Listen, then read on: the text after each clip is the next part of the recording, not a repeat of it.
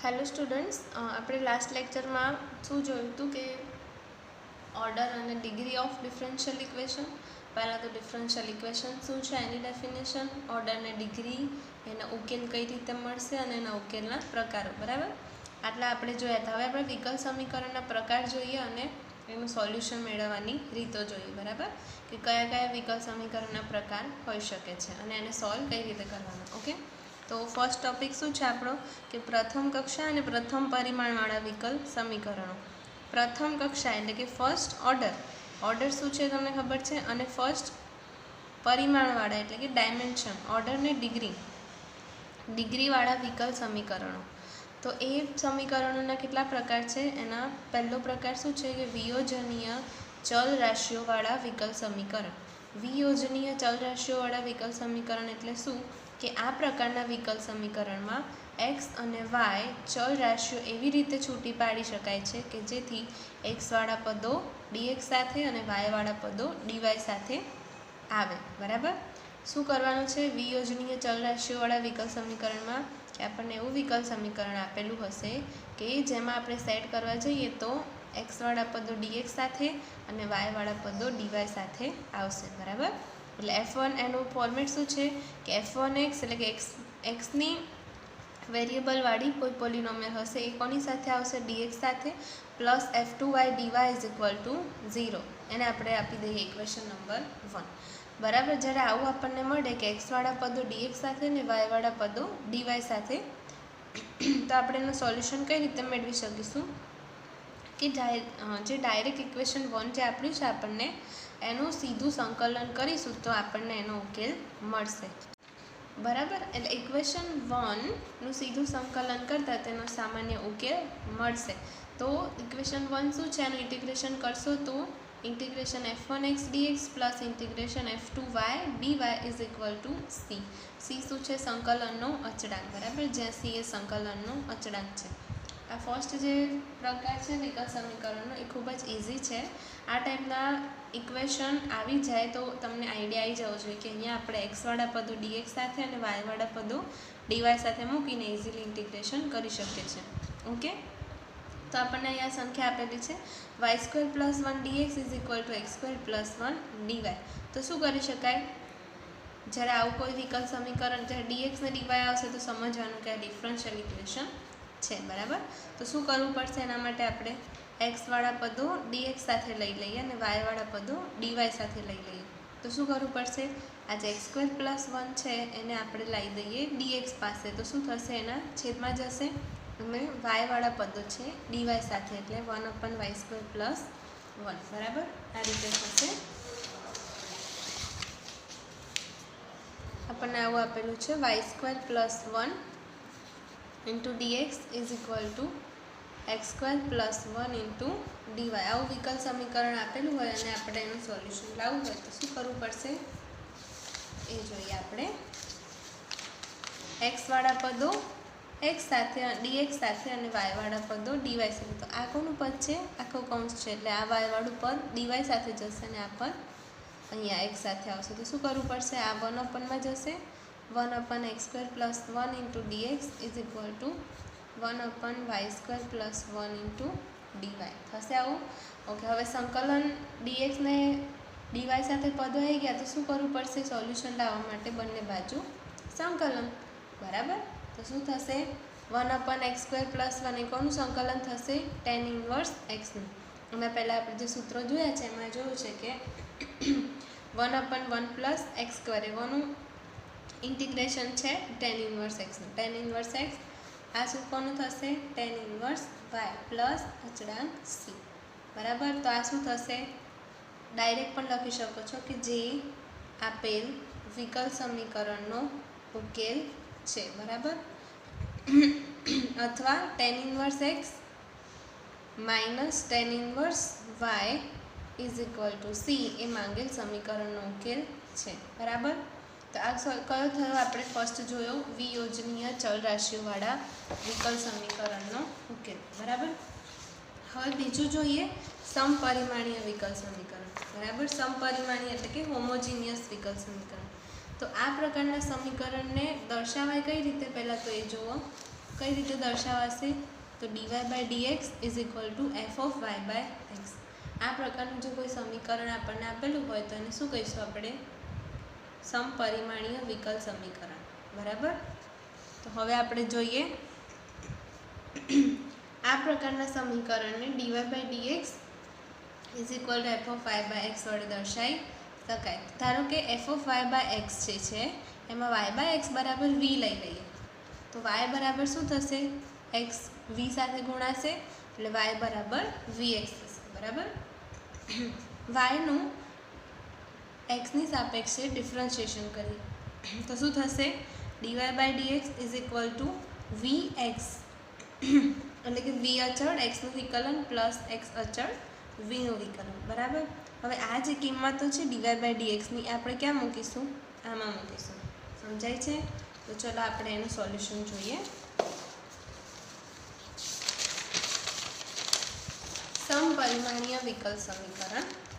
તો શું છે સમપરિમાણીય વિકલ સમીકરણનું format? dy/dx is equal two f(y/x). હવે આ જે y/x છે એની જગ્યાએ શું ધારી લઈએ? ધારો કે y/x is equal two v. બરાબર. v. તો આ y બરાબર શું થશે? x ને અહીંયા ગુણી દઈએ vx. હવે આપણે કોના બરાબર શું ધાર્યું છે યાદ રાખવાનું છે. લાસ્ટમાં એની કિંમતો મૂકવાની છે. બરાબર. તો y બરાબર vx થયું. તો હવે આ yનું xની સાપેક્ષે ડેરિવેટિવ કરીએ એટલે કે વિકલન કરીએ તો શું થશે? dy/dx અહીંયા uv નો નિયમ લાગુ પડશે. v અચળ xનું વિકલન થશે 1 પ્લસ x અચળ vનું વિકલન શું થશે? dv/dx. બરાબર. હવે આ જે dy/dx છે એની કિંમત આપણે આમાં મૂકીએ. ચલો ઇક્વેશન 1 ઇક્વેશન 2. ઇક્વેશન 2 ની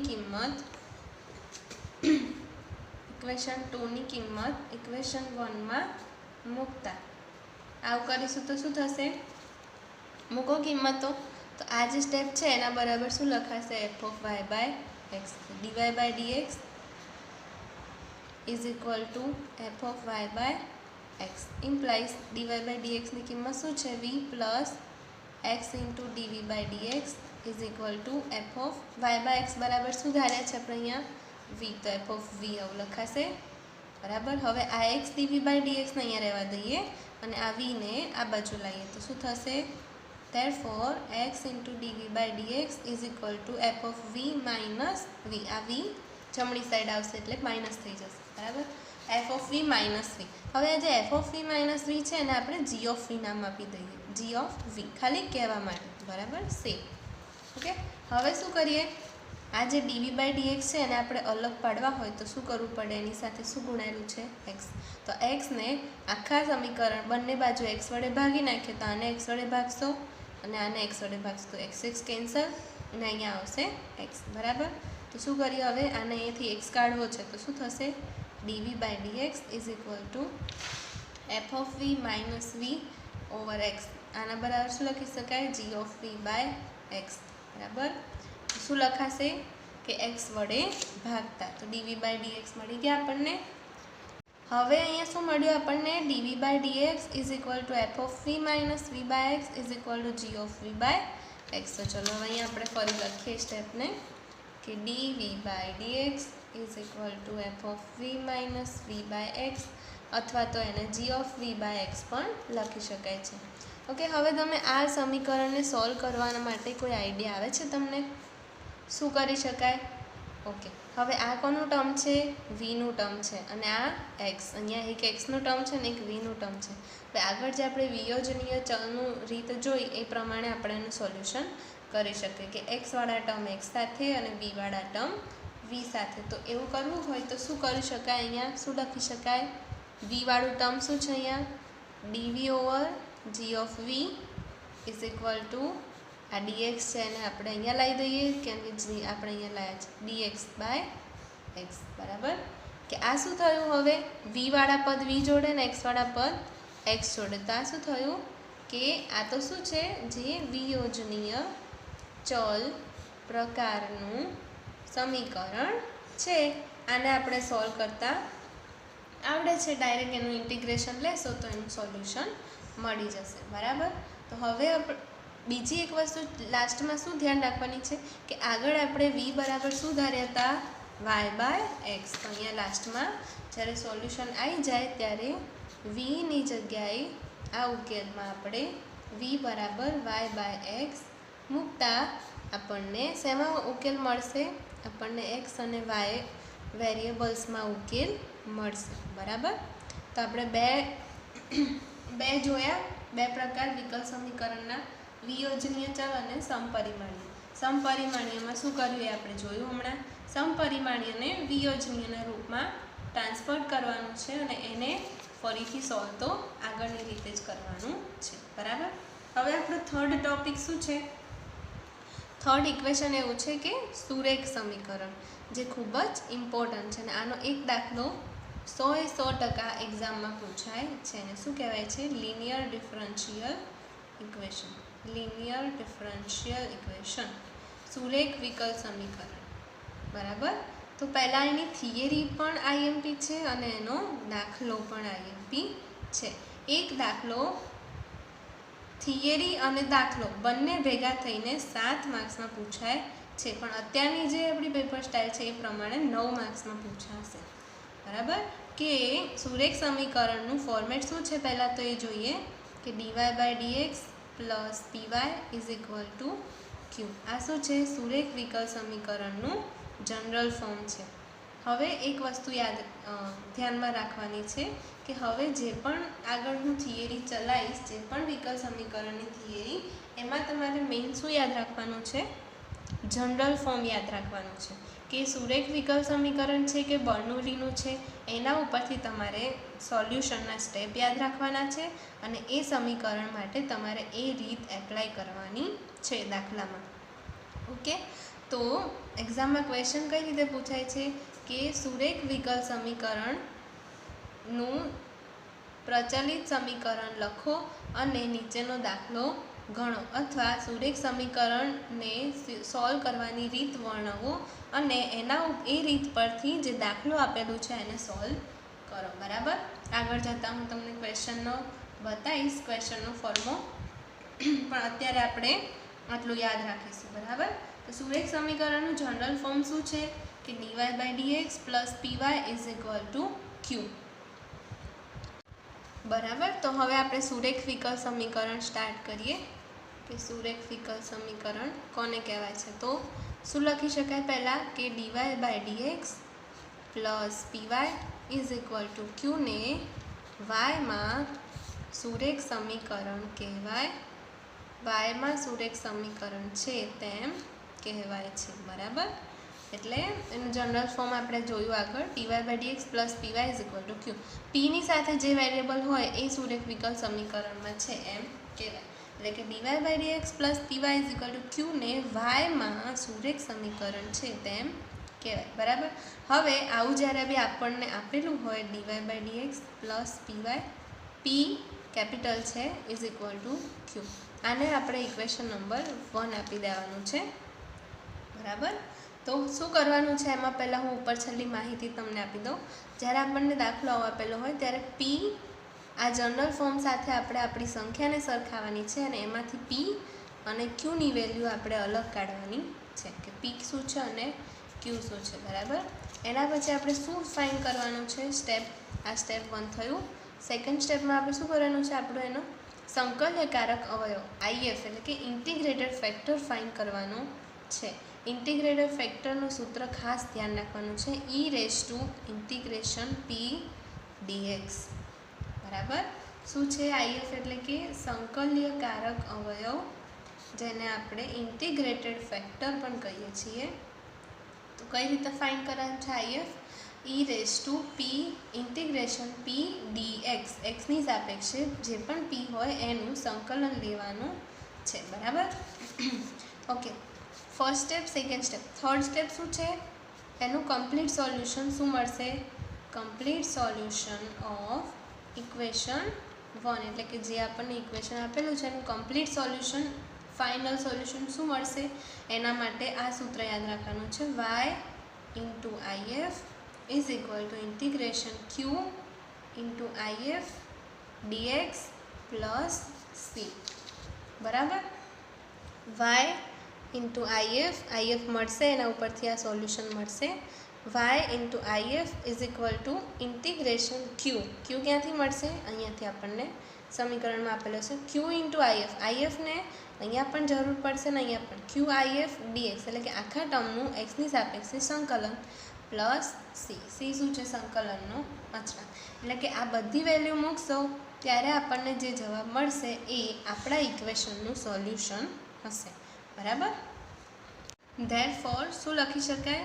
therefore y into IF is equal to integration Q into IF dx plus c, જે માંગેલ સુરેખ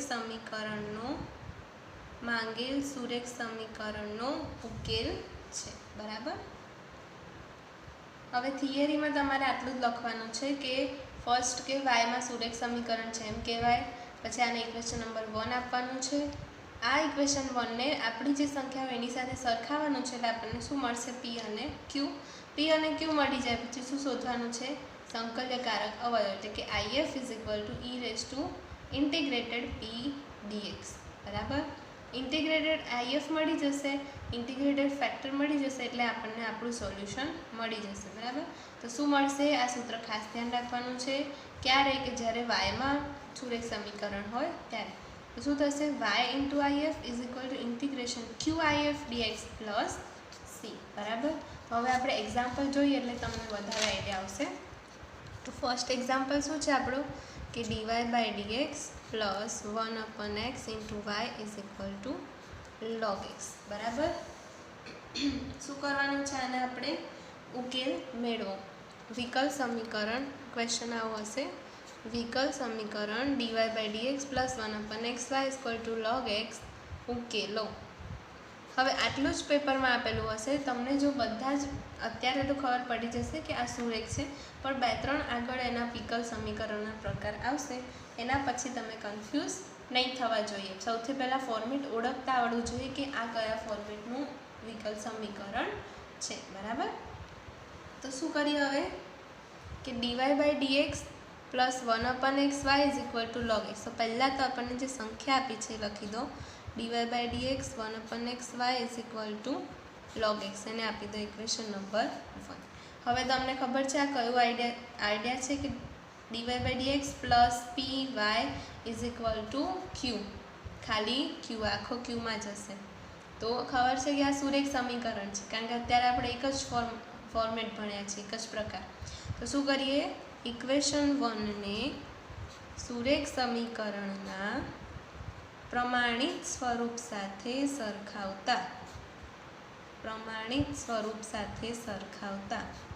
અથવા તો ઇંગ્લિશમાં લખીએ તો comparing with general form of this equation 1. બરાબર? તો હવે કમ્પેર કરીએ તો dy by dx plus py is equal to q, આની સાથે આને કમ્પેર કરવાનું છે. તો dy by dx plus 1/xy is equal to log x. તો શું મળશે આપણને? પી અને ક્યુ. તો પી શું મળશે? પી વાય, એટલે વાયની સાથે જે ગુણાયેલું હોય શું થશે આપણો? પી. અને ક્યુ શું થશે? આ આખું ટર્મ log x. બરાબર? પી અને ક્યુ મળી ગયા. હવે આપણું ફર્સ્ટ સ્ટેપ થઈ ગયું, સેકન્ડ સ્ટેપ બી થઈ ગયું. સ્ટેપ 2 આ થયું સ્ટેપ 1, સરખાવાનું. સ્ટેપ 2 પી અને ક્યુ અલગ કરવાનું. અને સ્ટેપ 3 શું છે આપણું? Integrated factor. તો આઈએફ ઇઝ ઇક્વલ ટુ શું હતું આપણું સૂત્ર? E raise to integration p dx. તો શું થશે? E raise to integration p શું છે? 1/x into dx. હવે ઇન્ટિગ્રેશનના ફોર્મ્યુલા આવડતા હોય તો જ આ દાખલા આવડે. તો 1/xનું ઇન્ટિગ્રેશન શું થશે? E raise to log x. બરાબર? ડીએક્સ તો નહીં આવે, e raise to log x. હવે બીજી એક વસ્તુ ખબર હોવી જોઈએ કે ઈ અને log એકબીજાના શું છે? વિરોધી છે, એટલે બંને એકબીજાને કટ કરશે તો શું મળશે? ઇન્ટિગ્રેટેડ ફેક્ટર મળશે x. આને આપી દો ઇક્વેશન નંબર 2. હવે જે આઈએફ મળ્યો, આપણું સ્ટેપ 4 શું છે? Therefore complete solution of equation 1. હવે આપણું જે ઇક્વેશન છે એનો માંગેલો ઉકેલ મેળવવાનો વારો આવ્યો છે. તો શું લખી શકાય એનું સૂત્ર? Y into IF is equal to integration q IF dx plus c. હવે વેલ્યુ મૂકવાની છે. તો વાય આઈએફ શું છે x is equal to integration q શું છે log x, કિંમતો ધ્યાનથી મૂકજો x dx પ્લસ સી. હવે આ જે ટર્મ આવ્યું એનું ઇન્ટિગ્રેશન કરતાં આવડવું જોઈએ. તો ઇન્ટિગ્રેશન તો ખાલી આનું જ કરવાનું છે x ઇન્ટુ log x. હવે x ઇન્ટુ log xનું ઇન્ટિગ્રેશન કઈ રીતે થશે? જો ડિફરન્સ બંને ગુણાકારમાં છે બરાબર છે, પણ યુવીનો નિયમ અહીંયા લાગુ પડશે નહીં. એના માટે આપણે જ્યારે પણ આવું કોઈ સમીકરણ વિકલ સમીકરણનું સોલ્યુશન હોય અને આ રીતની કોઈ બંને એક જ વેરિયેબલની ટર્મ્સ આવે તો શું કરવાનું? આપણે LIATE આપણે 12મા ધોરણમાં ભણ્યા છીએ એના પરથી એનું સોલ્યુશન લાવવાનો ટ્રાય કરવાનો છે. તો લાસ્ટ સ્ટેપ શું હતું ફરી લખી દઈએ. y into x is equal to integration x log x dx plus c. બરાબર. હવે આ u અને v ના નિયમ પ્રમાણે સરવાળાનો ગુણાકારનો નિયમ નથી કે u અચળ v નું વિકલન. આપણે આવું સૂત્ર આગળ આપણે જોયું છે uv ખંડશઃ સંકલનનું સૂત્ર છે. બરાબર. તો આ સૂત્ર છે uv dx નું સૂત્ર શું હતું કે u અચળ v નું વિકલન minus integration du by dx એટલે કે u નું x ની સાપેક્ષે વિકલન into v dx into dx. બરાબર. આ થયું ખંડશઃ સંકલન પ્રમાણે x log x નું સંકલન થશે. બરાબર. તો હવે u અને v નું ખંડશઃ સંકલન માટે u કોને લેવા અને v કોને લેવા એ એક પ્રશ્ન છે. બરાબર. તો u અને v ના નિયમ કઈ રીતે લેવાનો? એનો નિયમ છે LIATE. આ નિયમ પ્રમાણે આપણે u અને v ને ચૂઝ કરવાના છે. હવે LIATE ના નિયમ પ્રમાણે પહેલાં એ જોઈએ કે LIATE છે શું. L એટલે કે લોગેરિધમ ફંક્શન. જ્યારે બી લોગનું ફંક્શન આવતું હોય આપણા દાખલામાં તો પહેલાં એને શું લઈ લેવાનો? u અને બાકી બીજો બધો એ v. તો L એટલે કે લોગેરિધમ, I એટલે કે ઇન્વર્સ, A એટલે કે એલ્જિબ્રિક, T એટલે ટ્રિગોનોમેટ્રિક અને E એટલે કે એક્સપોનેન્શિયલ ફંક્શન. બરાબર. LIATE ના નિયમ પ્રમાણે આપણા ફંક્શનમાં જે પણ પહેલું ફંક્શન આવતું હોય એને લઈ લેવાનો u અને બાકીનો v. લોગેરિધમ ફંક્શન એટલે કે log x છે, log x સ્ક્વેર એવું કોઈ ફંક્શન હોય તો એને પહેલાં લઈશું. ઇન્વર્સ ફંક્શન એટલે sine inverse, tan inverse, cos inverse. બરાબર. એલ્જિબ્રિક ફંક્શન એટલે કે બહુપદી x સ્ક્વેર, x ક્યુબ વગેરે ટાઈપની બહુપદી એલ્જિબ્રિકમાં આવશે. ટ્રિગોનોમેટ્રી તો sine x, cos x, ten x વગેરે જેવા ફંક્શનો ટ્રિગોનોમેટ્રીમાં આવશે. એક્સપોનેન્શિયલ એટલે કે e⁻x, e⁻2x લાઇક ધેટ આવા ટાઈપ ફંક્શન આવશે એક્સપોનેન્શિયલમાં. બરાબર. ઓકે. હવે શું કરીએ? આપણું ફંક્શન જોઈએ અને એમાંથી u અને v અલગ કરીએ. હવે log x છે અને x છે. તો log ફંક્શન આપણે જોઈ રહ્યા છીએ કે આપણે લિસ્ટમાં સૌથી પહેલાં logનો ઉલ્લેખ છે. તો log ફંક્શન જ આવી જાય છે તો આપણે એને શું આપી દઈશું? u અને બાકીની બધી જે ટર્મ એને આપીશું v. મળી ગયા u અને v. તો શું કરીશું હવે? ખંડશઃ સંકલનના સૂત્ર પ્રમાણે u અને v ને બસ ખાલી શું કરવાનું છે? હવે આ જે સૂત્ર છે એમાં log x ને u તરીકે લખવાના છે અને v માં x ની કિંમત લખવાની છે. તો શું મળશે આપણને? જોઈએ આપણે. તેથી ખંડશઃ સંકલનના ઉપયોગથી શું લખી શકીએ આપણે? ધેરફોર આગળનું ટર્મ છે એઝ ઇટ ઇઝ રહેશે, ખાલી આનું આમ x log x into dx plus c. તો આ થયો આપણો u અને આ થયો આપણો v. તો શું થશે? xy એઝ ઇટ ઇઝ રહેશે. અહીંયા u અચળ v નું વિકલન x dx minus integration du by dx એટલે કે d બાય dx જે u છે એનું વિકલન. બરાબર. Into integration x dx into આ ઇન્ટિગ્રેશનનો dx પ્લસ c. સમજાયું? આગળ જે સૂત્ર છે એમાં u અને v ની કિંમતો જ મૂકવામાં આવી છે. તો અહીંયા શું થશે? ધેરફોર આ xy as it is equal to આનું હવે સિમ્પ્લિફિકેશન ગણતરી log x as it is, એક્સનું શું થશે ઇન્ટિગ્રેશન x²/2 માઇનસ આ ઇન્ટિગ્રેશન પહેલાં સોલ્વ કરીએ પછી આની વારી.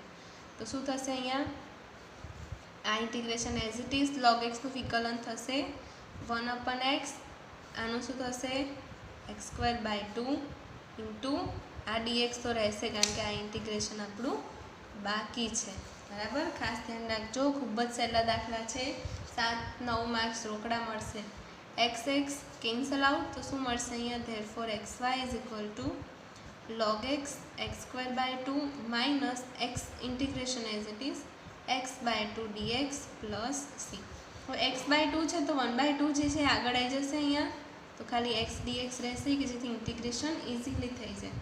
ધેરફોર શું લખાશે xy is equal to log x into x²/2 minus 1/2, એક્સનું શું થશે x²/2 પ્લસ c.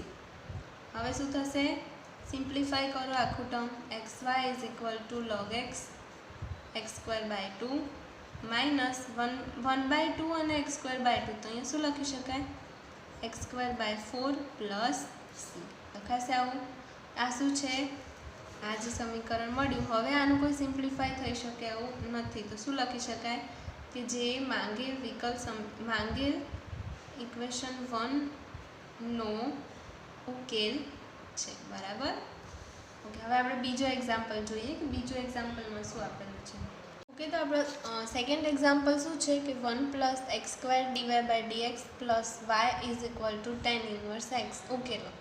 બરાબર, હવે આને ઉકેલવા માટે પહેલાં શું કરવું પડશે, એને કયા ફોર્મેટમાં લાવવું પડશે dy/dx plus py is equal two q. આ ફોર્મેટમાં તમે જોઈ શકો છો કે dy/dx કેવા છે એકલા છે, એની સાથે કોઈ કોફિશિયન્ટ નથી, પણ અહીંયા dy/dx સાથે શું છે 1 + x². તો શું કરવું પડશે આપણે આ 1 + x² ને આખા સમીકરણમાં ભાગી દઈએ તો શું થશે. ઓકે સ્ટુડન્ટ્સ, તો શું કરવાનું છે આપણે ભાગવાનું છે. તો આને આપણે ઇક્વેશન નંબર 1 આપી દઈએ. તો શું લખીએ ઇક્વેશન 1 ને 1 + x² વડે ભાગતા. બરાબર, 1 + x² વડે ભાગશો તો આપણને શું મળશે અહીંયા dy/dx સિંગલ મળી જશે, y/1 + x² એના છેદમાં is equal two tan inverse x over 1 + x² મળશે આવું.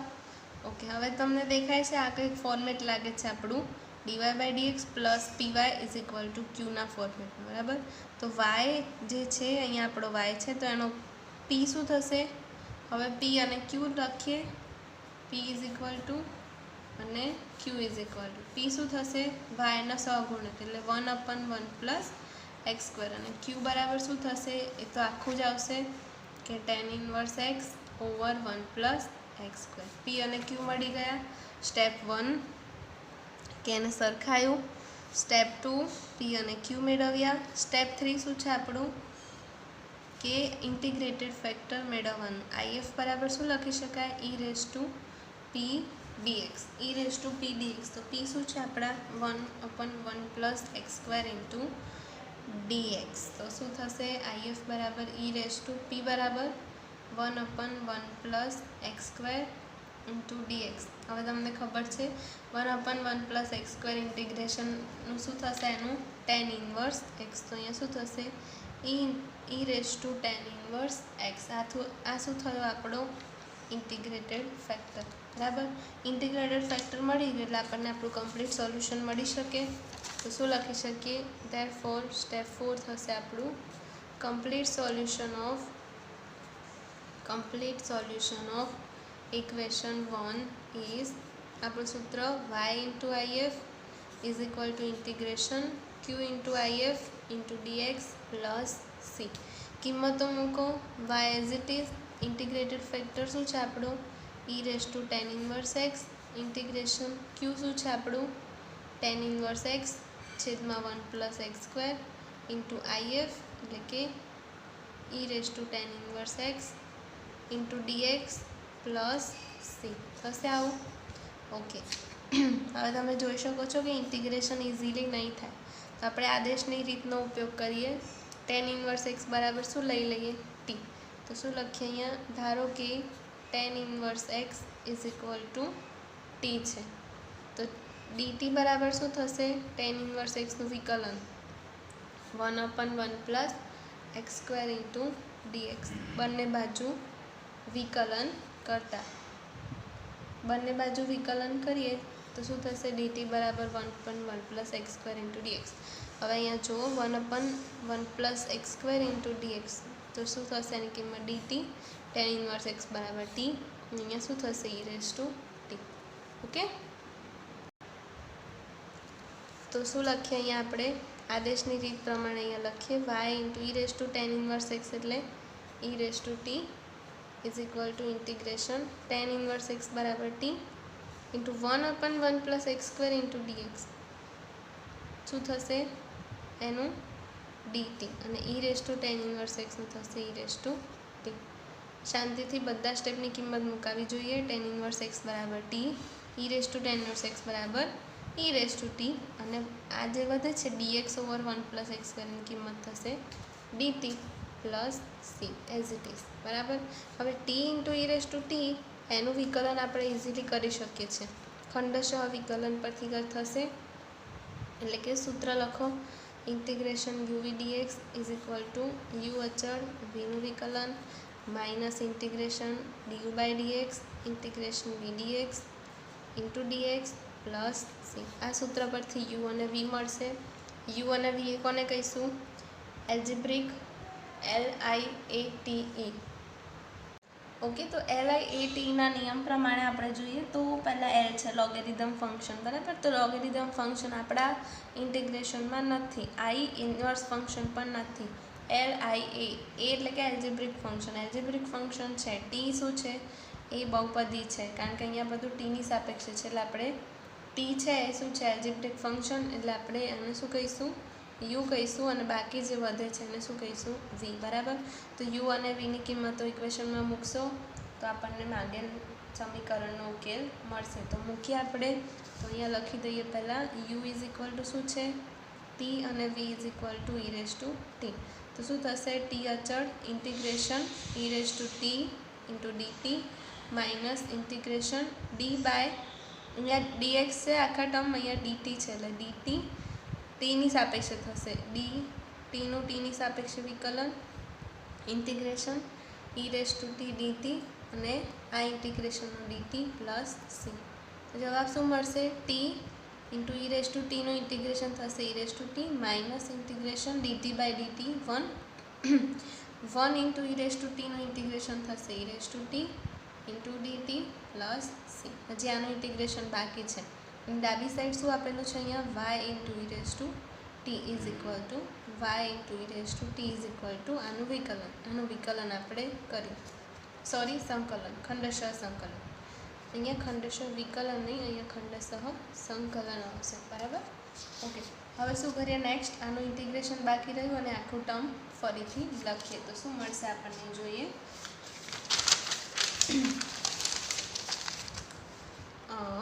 Therefore y into e raised to t is equal to t into e raised to t. તો આપણને મળી ગયા છે માઇનસ આવું સ્ટેપ હતું e raised to t dt plus c. તો શું થશે અહીંયા? t into e raised to t minus e raised to t નું શું થશે? e raised to t plus c. હવે આમાંથી e raised to t common કાઢીએ તો અહીંયા શું વધશે? t માઇનસ 1 પ્લસ c અને અહીંયા શું આપેલું છે આપણને? y into e raised to t. તો e રેઝ ટુ t બંને સાઈડથી કેન્સલ કરીએ તો therefore શું મળશે અહીંયા? y is equal to t minus 1 plus c. અથવા તો બંનેને e રેઝ ટુ t બંને બાજુ e રેઝ ટુ t વડે ભાગતા તો શું થશે અહીંયા? e રેઝ ટુ t આને ભાગશો તો કેન્સલ થશે, e રેઝ ટુ t આને ભાગશો તો આ કેન્સલ થશે અને અહીંયા c into e raise to t. તો અહીંયા શું લખાશે? c into e raise to minus t. Okay, તો y ઇઝ ઇક્વલ ટુ આપણને આપણો ઉકેલ શું મળ્યો? બંને બાજુ e રેઝ ટુ t વડે ભાગતા તો મળ્યું y is equal to t minus 1 plus c into e raise to minus t. હવે આપણને આનો ઉકેલ મળી ગયો છે પણ t બરાબર આપણે શું લીધા હતા? e raise to tan inverse x. બરાબર, તો લખી દઈએ t બરાબર tan ઇનવર્સ x મૂકતા ફરી પાછા. therefore આપણો માંગેલો ઉકેલ શું છે? માંગેલ ઉકેલ y is equal to t શું છે tan inverse x -1 plus c into e raise to minus tan inverse x આવું મળશે. બરાબર. ઓકે, તો આ થયું આપણું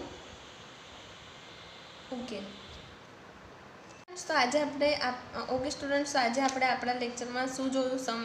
પહેલો ટોપિક, બીજો ટોપિક સમપરિમાણીય વિકલ સમીકરણ, થર્ડ ટોપિક છે સુરેખ વિકલ સમીકરણ. બરાબર. તો એનો સ્ટેપ તમે યાદ રાખો. એના ઉપરથી 2 દાખલા છે. એ દાખલા તમારે મોસ્ટ આઈએમપી છે. બંને મોસ્ટ આઈએમપી દાખલા છે. આ એક્ઝામમાં આ જ દાખલામાંથી 2માંથી 1 પૂછાય છે. બરાબર. તો કોઈ પણ ક્વેરી હોય તો મને પૂછી શકો છો. બાકી તમારે દાખલાના 4 સ્ટેપ અને દાખલાના સોલ્યુશન, થિયરીના 4 સ્ટેપ અને દાખલાનું સોલ્યુશન પાકું કરવાનું છે. બરાબર. ઓકે, તો આગળનો જે ટોપિક છે બર્નોલીનું સમીકરણ, એ આપણે નેક્સ્ટ લેક્ચરમાં જોઈશું. Okay, thank you.